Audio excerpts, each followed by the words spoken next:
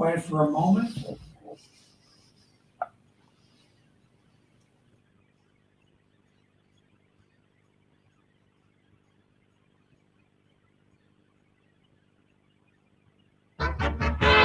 Welcome to Movies and More with Stacy Hovis and John Brandon. Every week, Stacy and John come to you with the latest movies in the marketplace. Media experts Stacy and John take you to the movies and tell you what's hot and what's not in the media world. Stacy and John host conversations about the topics in the films. Their mission is to guide you through the media world. Okay, audience, here's Stacy and John. Hello and welcome to Movies and More. I'm Stacy Hovis and John Brandon is on assignment today. We're very pleased to have as our guest today, and I must tell you, a very close friend of mine, a gentleman that's been in the business for, well, I'll let him tell you how many years. But he is a cinematographer. He's been a gaffer. He's done any number of things behind the camera, which again, I'll let him explain. But we were fortunate enough to have him on today in the first half hour. So without further ado, I'd like to welcome Corey B. Clay to our Movies and More segment. Thank you for being on our show. Glad to be here. Thank you. Thank you, Stacey. Well, it's indeed our pleasure. What most of our listeners have said to us, they're always very curious about how one gets into the business, either in front or behind the camera. Obviously, you're from the production side. Can you tell us, how you got started in the industry, and what, if any, education prepared you for your television and your film career? Oh my goodness. Well, it's a big question that deserves a big answer. So I was. I ended up transferring after accepting an art elective at the University of Missouri in Rolla, where I had begun my college career. I had met an instructor named Dr. James Bogan, who was a good friend of mine prior to my taking his class, registering for his class. And it was in that very first very first class, that I realized that I had a bit of a natural ability for speaking the language of film, and in particular, the language of film directing and speaking visually. And, that I had this connection with being able to communicate through a visual language. So, it was an incredible experience, and where essentially we were given the task of reviewing. He passed around the class a laminated sheet of front and back, two-sided, of basically the language and the dialogue of a director. Close up, medium shot, wide shot, tracking shot. Dolly in, dolly out, bird's eye view, worm's eye view, all this stuff, right? All the things that I used to communicate with my teams. And he basically, this was one sheet that was passed around the room. And then he said, okay, well, I'm going to turn on a film without the audio. And I want you to essentially call out what's happening in the film as if you're directing the sequence live. And the sequence that he played was the prison break train wreck scene from The Fugitive. Oh, great film. Yeah. Tommy Lee Jones. And so he rolled the scene, queued it up on an old large screen tube television and probably VHS at the time, many, many moons ago. And off we went. And I was just calling it out, wide shot, establishing shot, pan left, tracking shot. And my colleagues and classmates just sort of turned, and everyone kind of raised an eyebrow, and Dr. Bogan did as well. And it just happened. And it was one of those lightning strikes moments. And at the end of the class, I sort of stayed behind, sitting quietly in my chair, a bit stunned, because up until that point, and I'm sure you're aware, I'm also a musician. I only had plans for really a career in the music industry. And then suddenly I had this experience that exhibited there was another creative pursuit that maybe the universe had in mind for me. So I stayed behind, and Dr. Bogan and I walked out of the class on a crisp fall evening in Rolla, Missouri, into the quad at the University of Missouri at Rolla. And he kind of put his arm around me and he said, "Well, I don't think you can ignore that." And I said, "I think that you're right." And so then I just began to dive deeper and deeper into film studies, both through the class and on my own, and eventually was accepted and was transferred to Webster University in St. Louis, where I had an amazing experience there. They were kind of building their film program at the time. Mm-hmm. I had submitted applications to AFI and to UCLA. I had received acceptance letters from them. However, not exactly a great deal of financial aid. And so Webster University was very generous in their offering to me. And I will always be grateful for that experience. And really, I was, discovered some fantastic mentors there, worked on some incredible projects, made lifelong friends, and also helped them to kind of, build their program, particularly right after I got into that program, decided to pursue the art of cinematography and, purely visual storytelling. So I helped them with some of their equipment ordering. I helped them set up a student film initiative fund with Eastman Kodak that I believe that they're still utilizing to this day. And then by the same token, I was a bit rearing to go and self-motivated and restless. So I spent a couple of summers back to back studying at UCLA for extension courses, and it all happened very quickly. And after doing that, as I was still studying my undergrad in St. Louis, I started working freelance in the St. Louis market, and that all basically took me up to 2002 when I moved to Los Angeles. Wow! So, with that in question, your dream of being in the business was fulfilled in part through your educational pursuit, correct? Absolutely. No question. Yeah. And what's great is that there were people, I'm sure, that recognized, like you said, your natural ability, which really, I tell you, in some form or fashion, everybody that I know that has been successful, normally at some point or another showed some type of expertise that they maybe natural ability that they didn't realize that they had, and certainly that was borne out with you.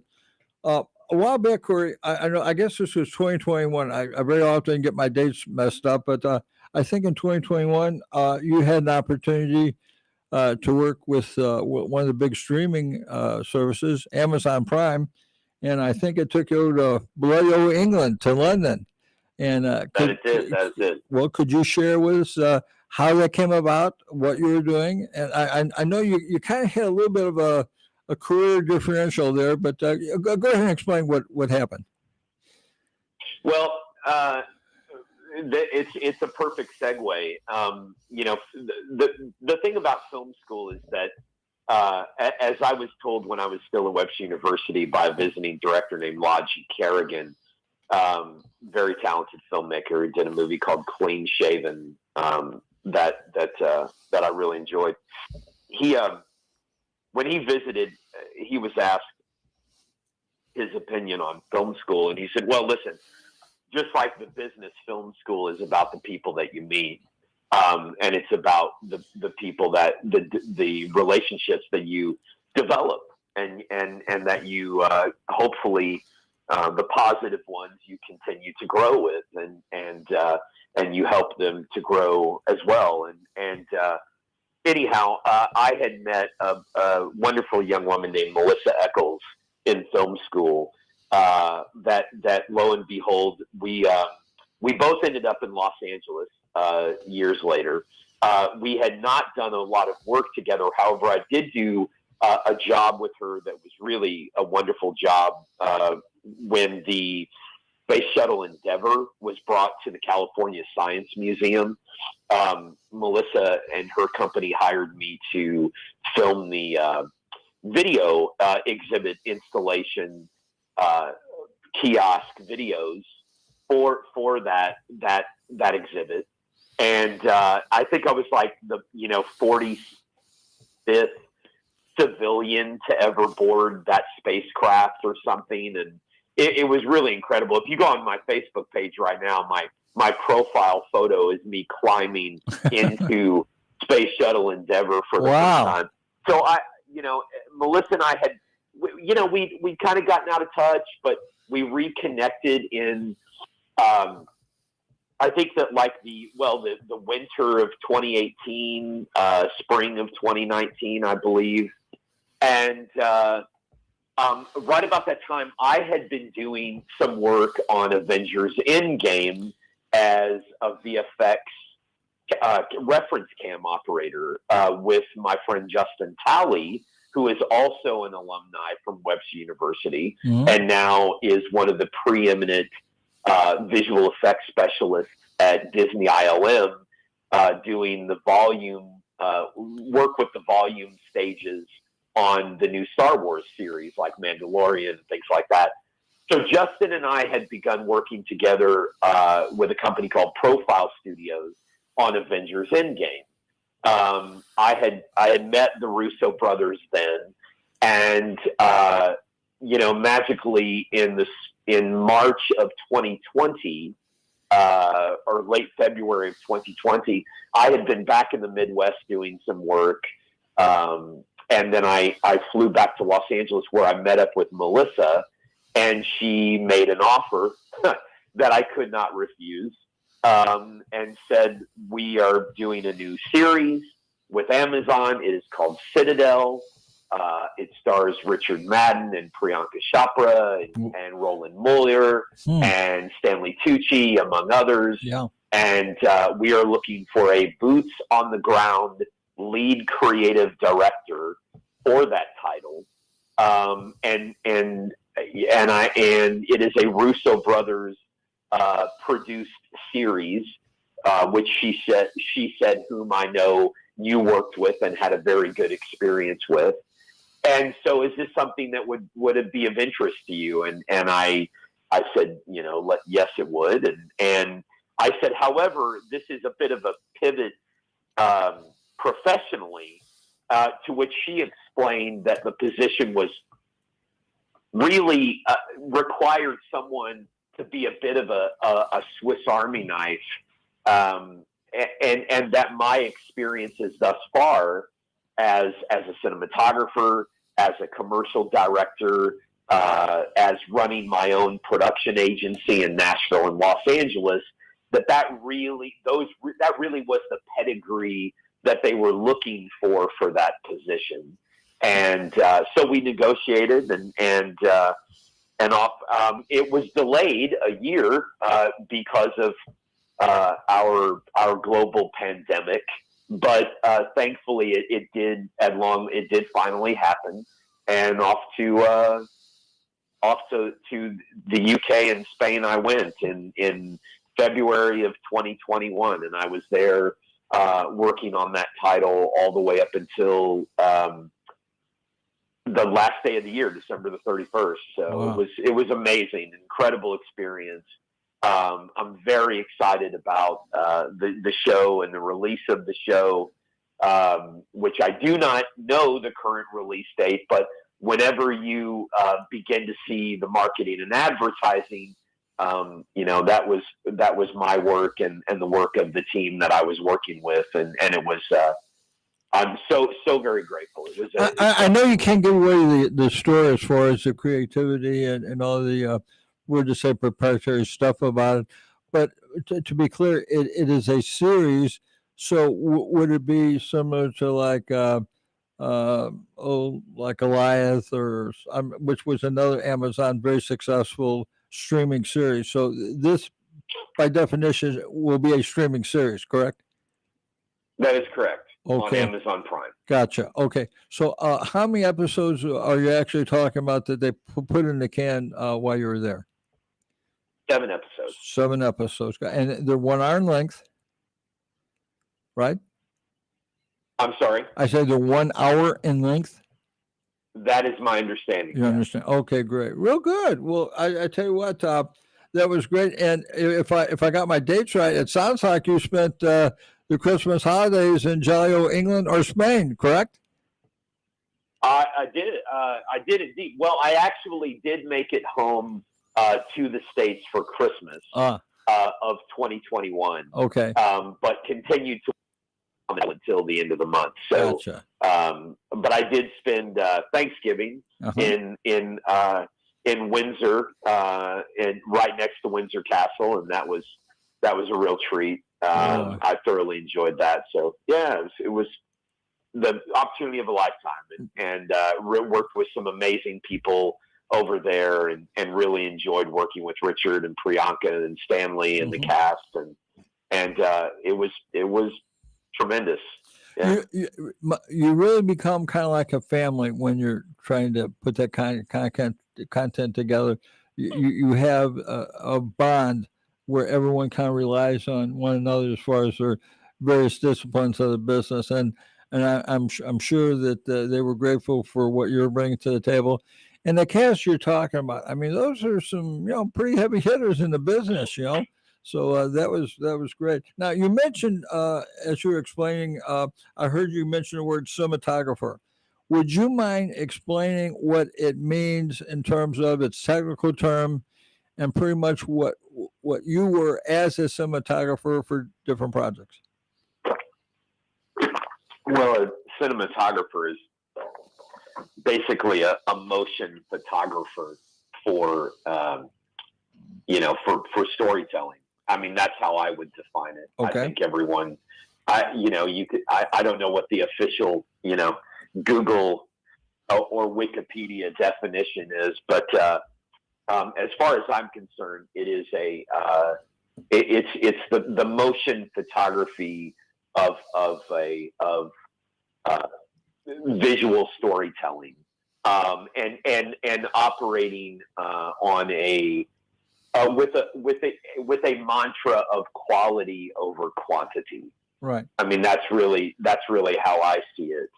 And so, I'm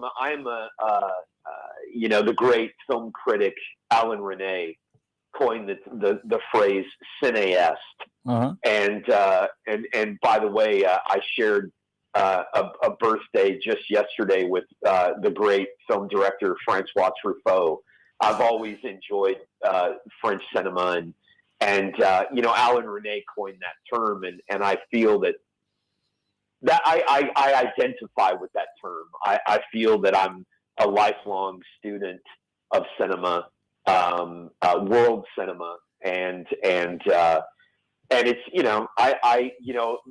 many people watch a couple of hours of television a night. I tend to watch a movie a night. Right. And so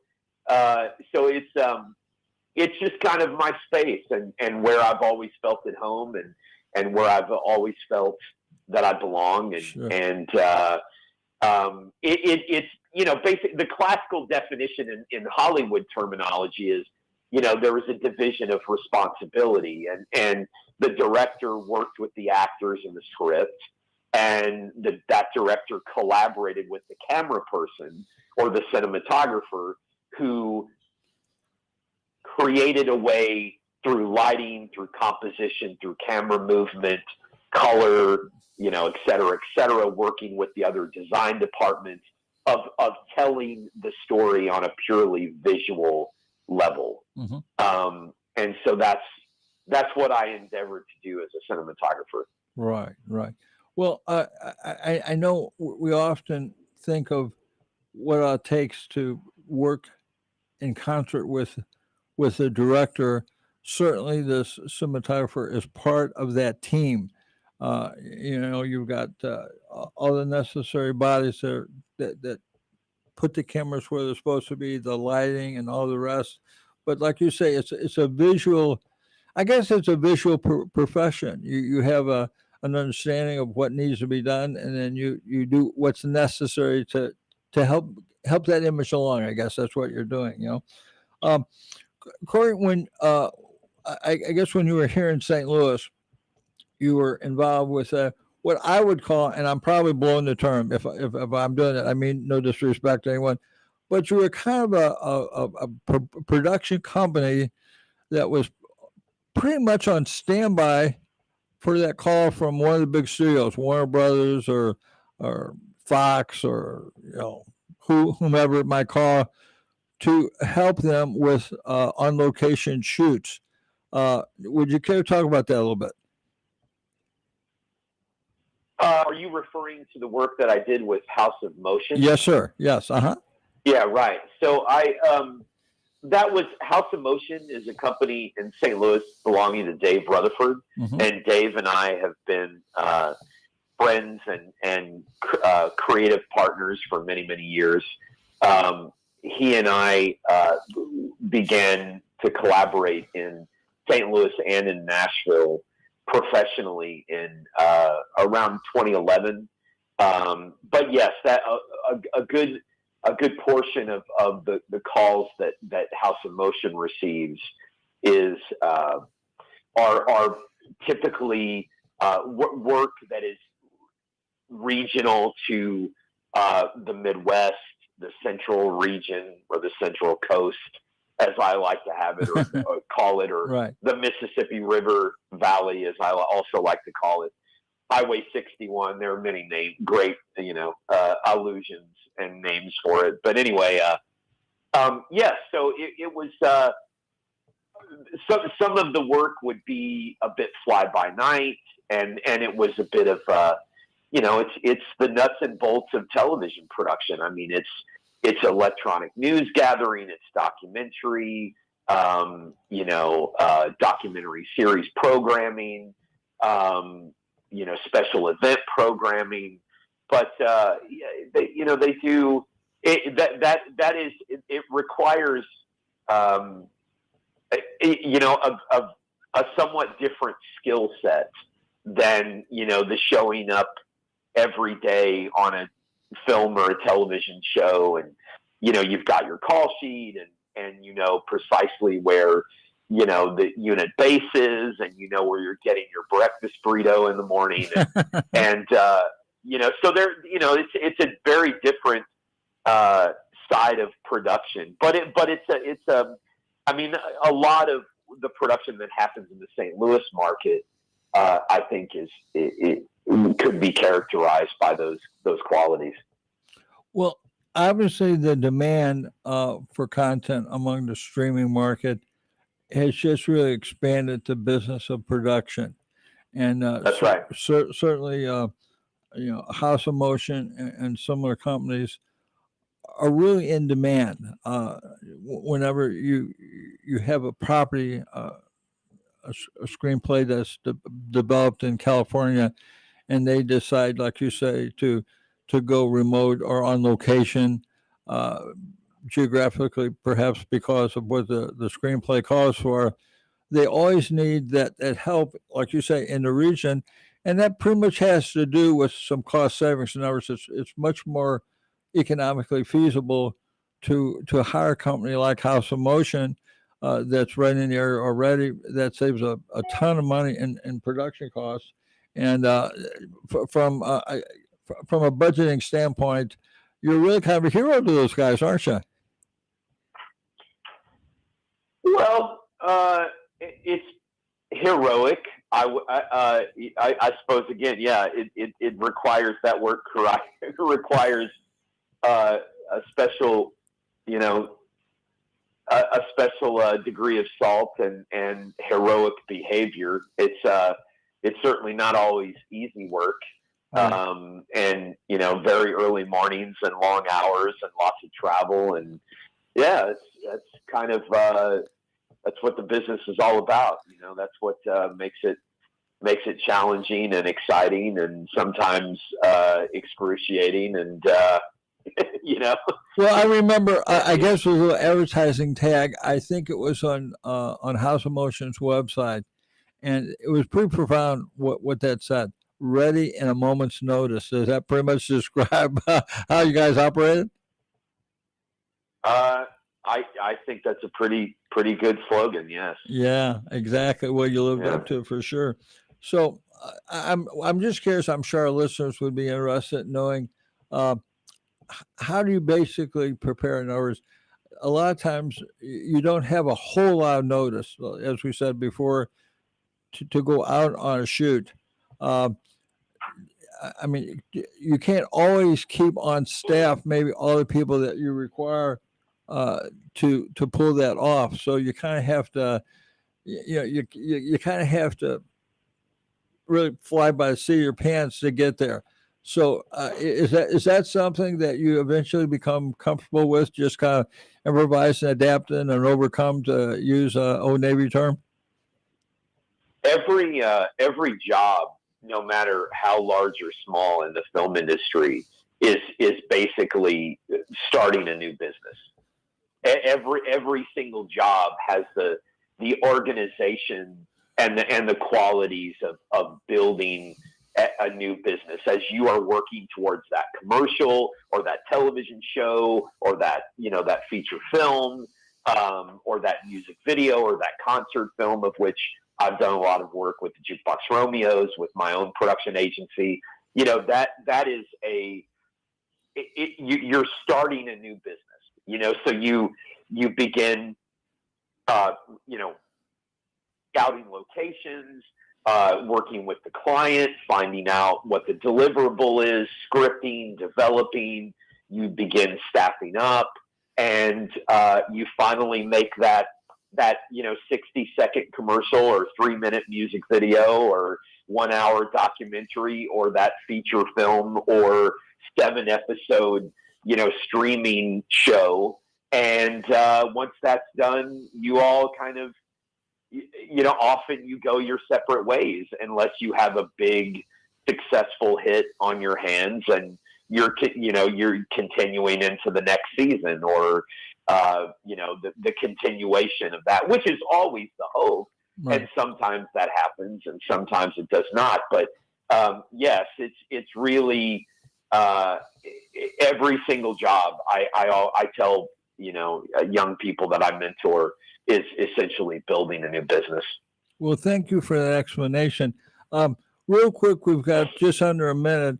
What does the future hold for at this point, Corey? I know you're certainly pursuing your love, your second love. I guess it would be music, but you've always got your eye towards something in the industry. But real quickly, what do you hope to do, say, in the next year or so?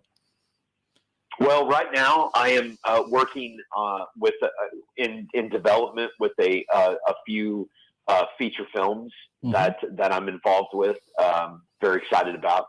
I'm also working on a documentary series of my own that I will begin releasing online, through my own YouTube channel, and I'm very excited about that. So stay tuned for it,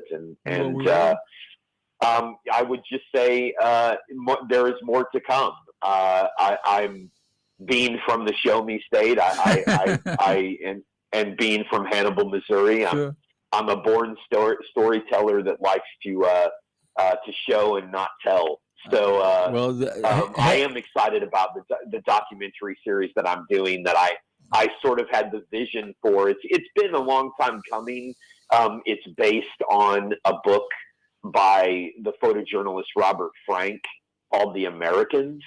And so, and kind of a continuation of my own still photography work that I have been doing. And if you'd like to check that out, the URL for my photography online print gallery is cbclayphotographer.com. Okay. And so the documentary series I'm doing now is a continuation of that still photography work and my being inspired by Robert Frank all these years and the work he did in documenting the United States back in the 1950s and 60s.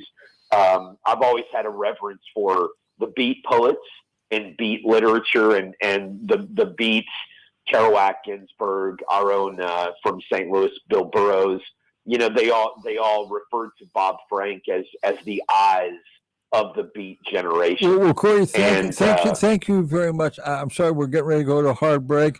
I want to thank you very, very much for being a guest on Movies and More, and your explanation as to what you're doing. And I tell you what, I'm rather fond of Hannibal. Of course, you come from Pretty Line or Mark Twain and all the rest. But listen, you all have been listening to Movies and More on KXOK, and please stick around for a second half. Thank you, Corey. Bye-bye. Thanks, Stacy. Take care.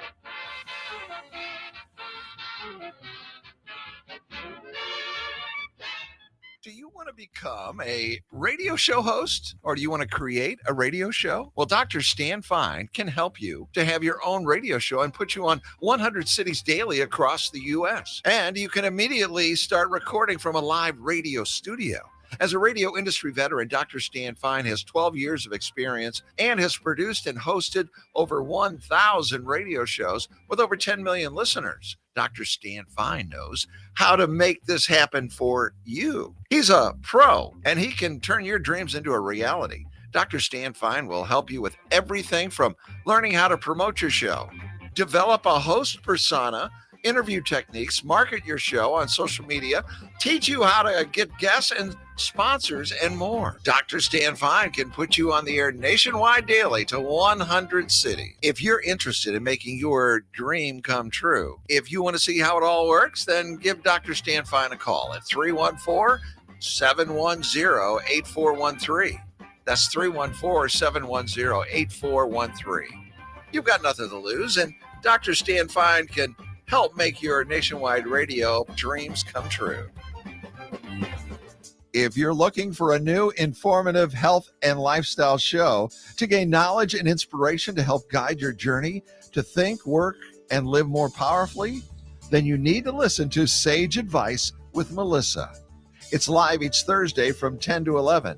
Now, whether you're trying to improve your life from a mental, physical, or spiritual journey, Sage Advice with Melissa Coleman, CEO of Sage Skincare, delivers weekly advice from industry experts to provide you with insightful suggestions to allow you to thrive with a better quality of life.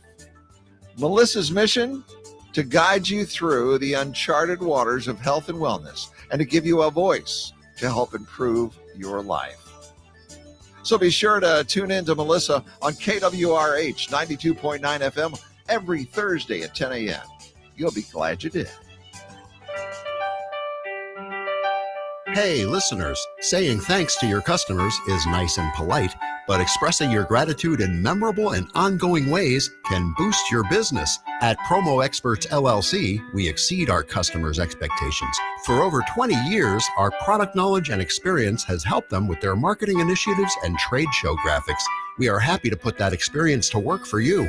Quality products, great customer service, and prices are our number one priority. We work with you to find unique, creative, and new ideas that fit your image and expectations, helping you build strong relationships with your customers. When you select Promo Experts as your marketing partner, we help you to see more than the big picture. For more information about this exciting opportunity, contact Diane Carson, President, at 636-458-5241. That's 636-458-5241. Let Promo Experts help you to move your business brand beyond the bland.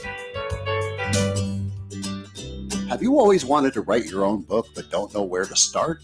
Publishing Concepts, a publishing company located right here in St. Louis, offers everything from consulting, book printing, copyrights, ISBNs and barcodes, print book layout, ebook and iBook layout, graphic design, cover design, ghostwriting, typing and editing, distribution, marketing, and more for an affordable price. Visit publishingconceptsllc.com or just Google Publishing Concepts to get started today, or call 314-781-8880. That's 314-781-8880. Publishing Concepts. We help you sell more books. In today's economy, there are more people looking to buy and sell businesses than ever before.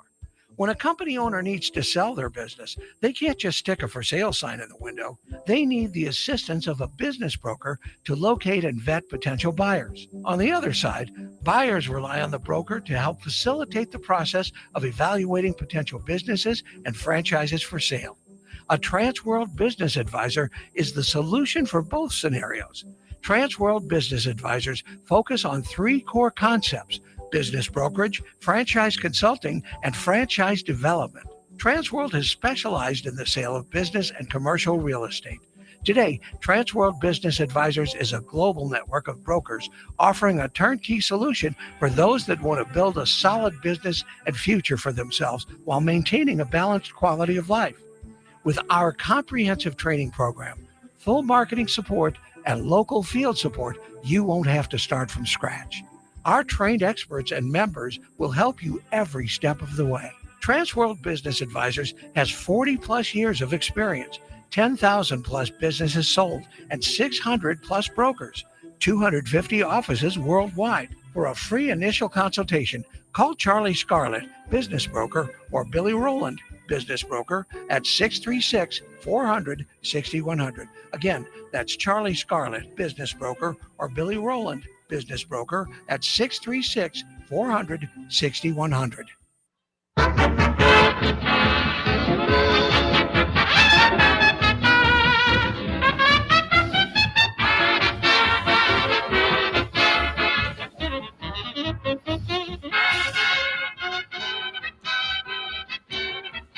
And welcome back to Movies and More. I'm Stacy Hovis, and in our second half of the show, we're going to talk about a couple of things. But first off, I would like to pay our respects to a recently deceased, tremendous, I would say, international actor, and that's Christopher Plummer. He passed away on February the 5th, just a couple of days ago. Christopher was born on December the 13th, 1929 in Canada. So he was 90 plus years old, had just a tremendous body of work over the years. And without any question, he'll absolutely be missed. I know that the last time I think I saw him on an interview, I want to say it was I think it was on either Jay Leno. Now this goes back several years ago because, of course, Jay's been off the air for a while. But I remember he reflected on what a great opportunity that he had been given to be in the business, and he said he thanked God every day for it, which he was a man of faith. So we're definitely going to miss him as time goes on.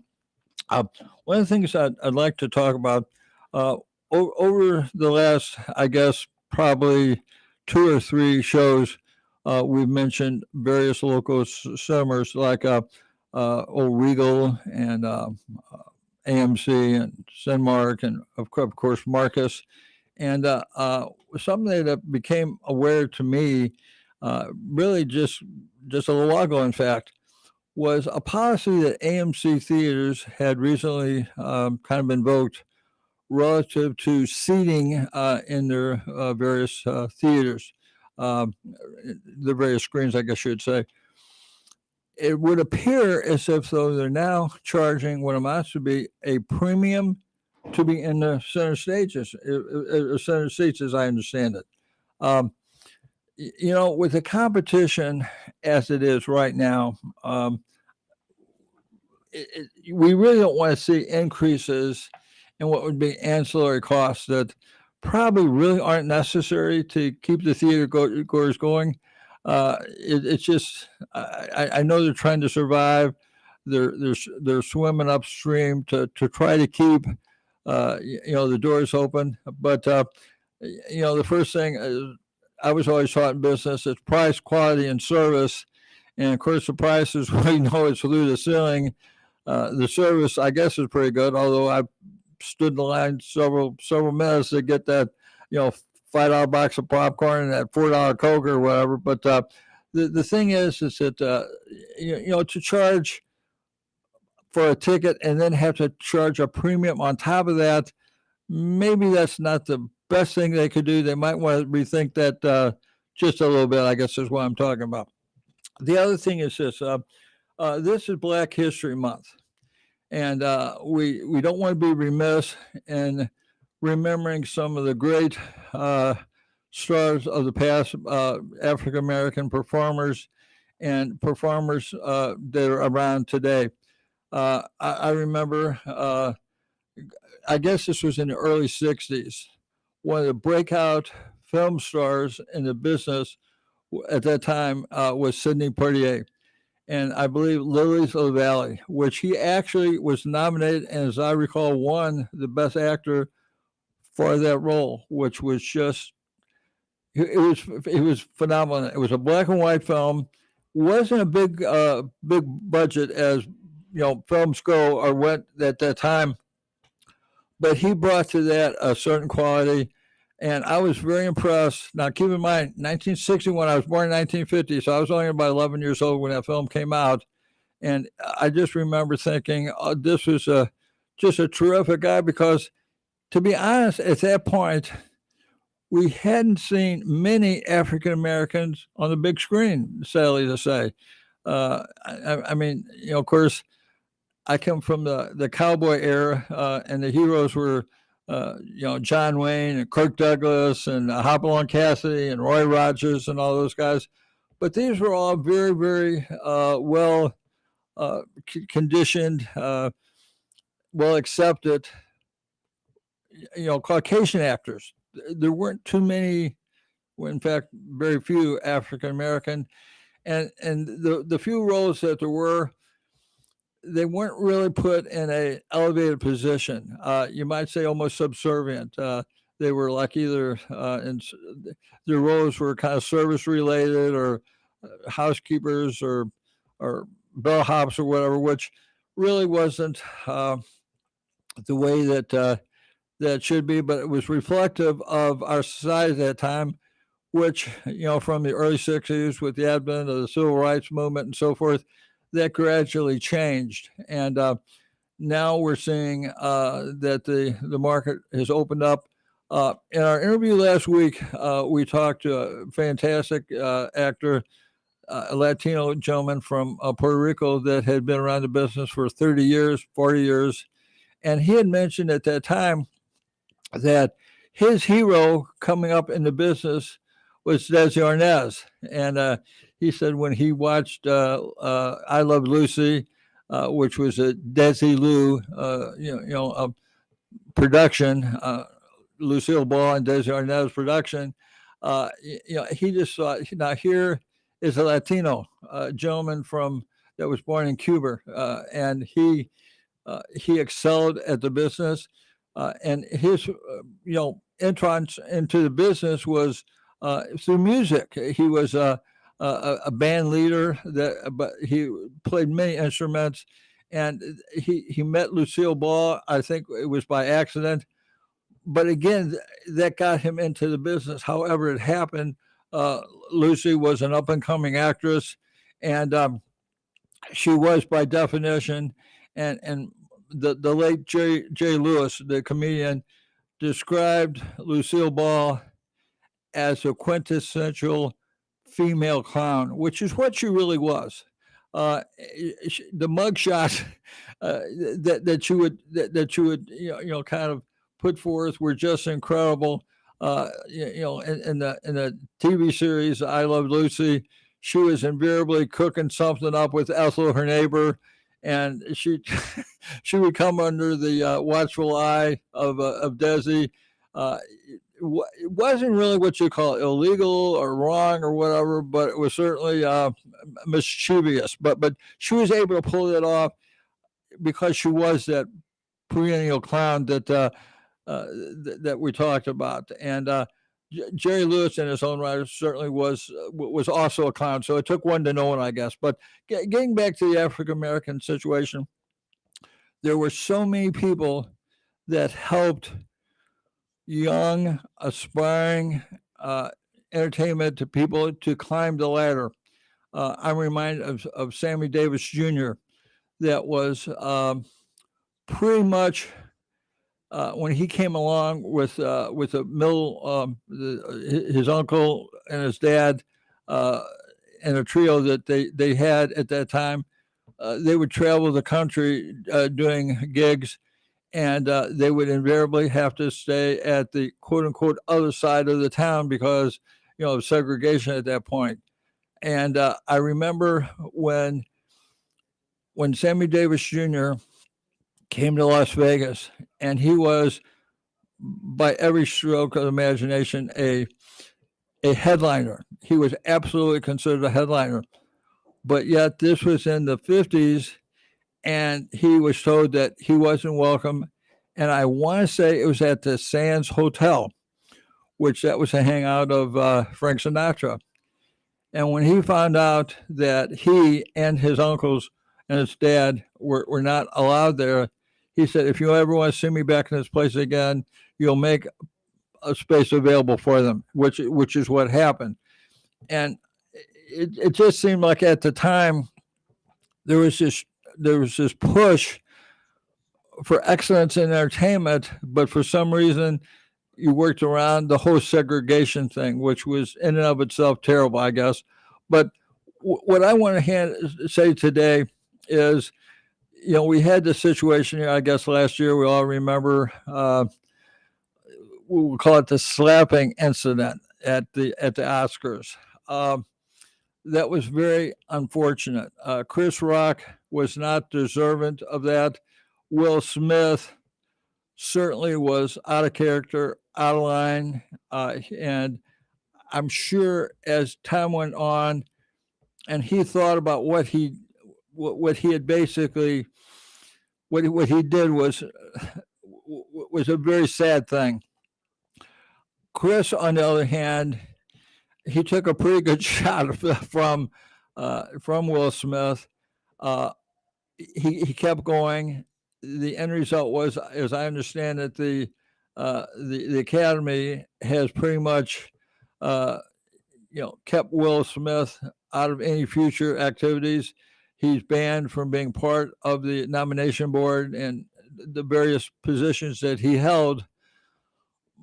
But so what happens so often is an entity is making strides. You're accomplishing many great things, and then a couple isolated things happen that maybe don't bode very well of those people, but certainly is not reflective of the demographic overall. Those two guys in their own right were very accomplished. Chris certainly as just an incredible MC, comic, we can go on down the line. Will Smith, we had the tremendous success with Men in Black, with Tommy Lee Jones. And he was by all measure, I guess, one of the top earners really of the time. Many good things had been said about he and Tommy's, and of course that movie kind of became a franchise. There were several takeoffs on it, and he was doing great things. But in a short moment, where I guess emotion overcame common sense and decency, he kind of did a thing that he will be paying for a long, long time. And I'm sure that everyone will think about what he's doing now. Now, outside of African Americans maybe creating faux pas, I recently heard, I guess this was about 3 or 4 days ago, that Roseanne Barr, which we all know was presented now kind of like, I would say, persona non grata. That is the status that she has put herself into as a result of, we'll just say, an unfortunate faux pas. She said something, and I don't want to begin to try to say the exact quote, and I will be paraphrasing, but it was something to the effect about a member at that time of the Obama administration that she had an issue with. For some reason, it was construed as racist, and a woman, Roseanne Barr, who had excelled far above anyone's ever anticipation with the new show, The Conners. As I recall, that show had an opening night on ABC of, I think it was something approaching 20 million viewers. Now, if we think back several years ago, probably the closest thing to that was a series of Dallas, when people turned in to find out who shot JR, if we all remember that. And the thing was that it was controversial. It was a great show. It got great numbers, but was pale in comparison to what Roseanne Barr had achieved. But for all of her success, both the show Roseanne and then her new show, The Conners, that was pretty much, kind of all over and done with because of some off-color remark regarding someone that maybe she didn't know, or there was some type of a conflict between she and Roseanne. Whatever that was, I guess we'll never really know. But her career was pretty much ended at that point. Now, what I was referring to, what I heard a few days ago, is that she has a special coming out on the Fox Nation, and our listeners may be familiar with that. There's the Fox Broadcasting, channel, and then this new Fox Nation is a streaming channel, which is really pretty incredible. And for those American GI veterans that are out there, if you haven't had the opportunity to become part of the Fox Nation viewing audience, I can tell you that if you call up the subscription folks at Fox Nation and you mention that you're a veteran or even current military, you're given the first year absolutely free, which I think is a tremendous thing to do for veterans. I'm one myself. But at any rate, Fox Nation is going to put on Roseanne Barr, and I believe it's a 1 hour special. And I'll let our imaginations run wild, but the name of the show is Cancel This. Cancel This. And she is going to be performing for the first time in what I believe is about 4 years, if I've got my math right on the dates. And she pretty much has been shunned from anyone that really enjoyed her or thought she was a good talent or whatever, because there's this association of racism or some type of bigotry that is now associated with her. I hope that somehow or another that this re-entry into the business on the Fox Nation achieves for Roseanne kind of what a lot of people have been hoping for, a career comeback, if you will. I know that when this thing first happened, she was a guest on Sean Hannity, and Mr. Hannity gave her, as I recall, the better part of his show for her to explain very emotionally, but very truthfully and forthright, that she was not, quote unquote, a racist. That bigotry had never been any part of her thing. She's Jewish, so she's deemed a minority herself, and it's a situation, as she wanted to explain, coming up through the ranks, through the Comedy Store, and playing at comedy clubs all over the country, and interfacing with a lot of African Americans and other minorities. No one ever accused her of being anything other than a first-class person that just loved the business. And with the exception of this thing, which now it seems to be the cloud that's been hanging over her for several years. An otherwise really nice person who had a tremendous amount of contribution to the business. And I can tell you this, I know of about 2 or 3 people that she mentored as she became more successful. She would go out to community theaters and so forth, do a lot of things. And much like what Chris Rock did, as far as a regretful incident, she was sorry then. I'm sure she's sorry now. The Bible said you should forgive 70 times 70. That's what someone, when they asked, Jesus Christ, how many times you should forgive somebody. Well, obviously Hollywood didn't get the memo, because when someone does something that is deemed spur of the moment, that's translated to being wrong, well, all of a sudden, this is the proverbial kiss of death in the industry. Now, Roseanne, by any measure, was one of the most successful performers in television at that time. Her shows were always number 1, number 2. She was always in the top 5. The Roseanne show had just achieved just incredible numbers over the years.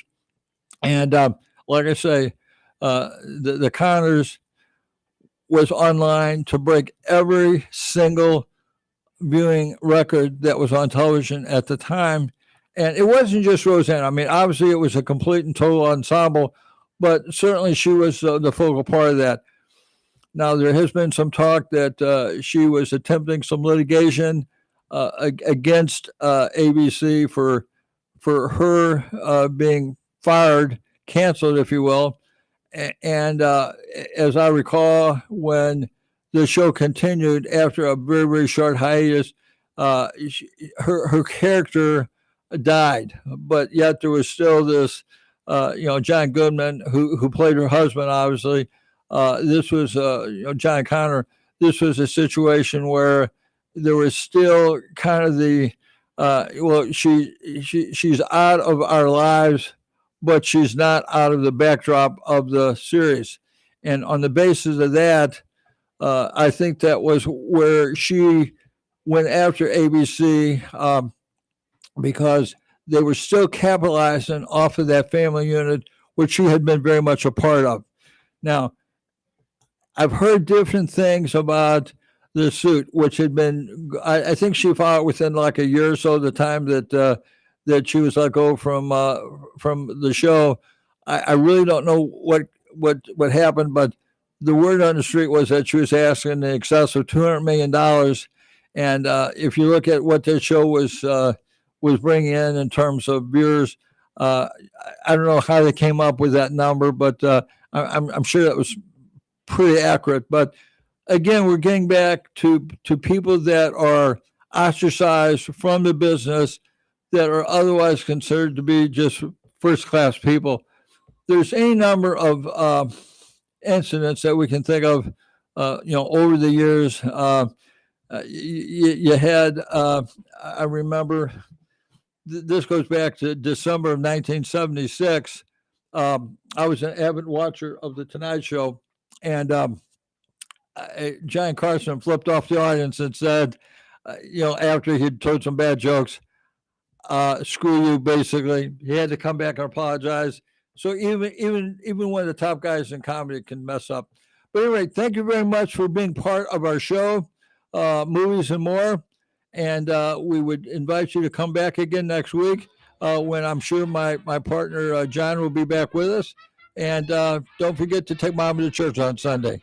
This is Stacey Hovis saying thank you for watching Movies and More.